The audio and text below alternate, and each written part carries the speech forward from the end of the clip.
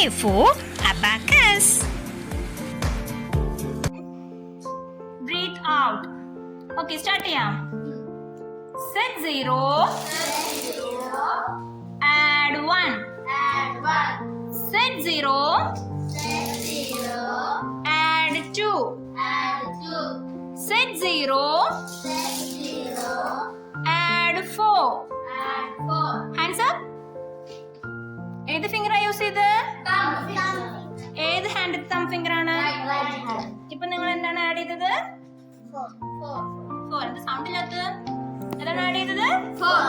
4 നിങ്ങൾ ആഡ് ചെയ്തത് ഏത് ഫിംഗറാ യൂസ് ചെയ്ത്? തം ഫിംഗർ. കറക്റ്റ്. റൈറ്റ് ഹാൻഡ് തം finger. Okay. Set 0. Add 5. Hands up.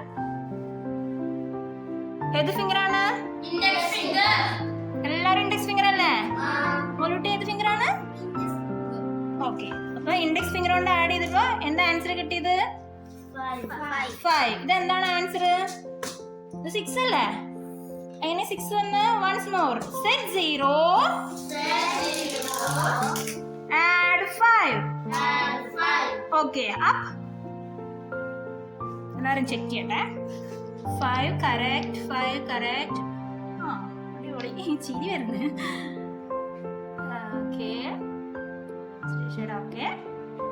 Okay. ഏത് ഫിംഗർ യൂസ് ചെയ്ത് ആഡ് 5 ചെയ്യാൻ? ഏത് ഹാൻഡ് ഇൻഡെക്സ് ഫിംഗർ ആണ്? Right hand. 5 ആഡ് ചെയ്യാൻ ഏതാ യൂസ് ചെയ്യാ? Index. Correct. Set 0. Add 6. Up. Okay. 6 ഏത് ഫിംഗറാ യൂസ് ചെയ്ത്?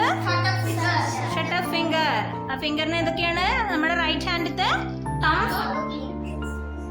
ഏത് ഫിംഗർ ആണ്?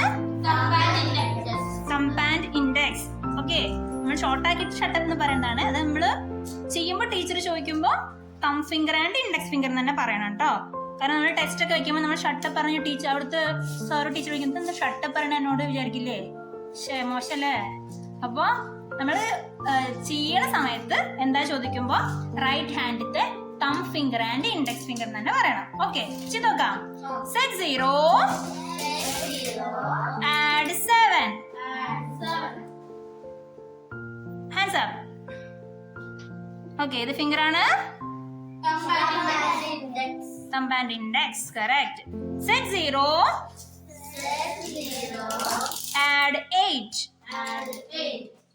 ഓക്കെ. 8 വരുമ്പോ അതിന് താഴത്തുള്ള നമ്പർ കൂടെ വരുന്നുണ്ടോ ആർക്കെങ്കിലും? Okay. Set 0. Add 9. Up. Okay. Anushree ഏത് ഫിംഗറാ യൂസ് ചെയ്ത്?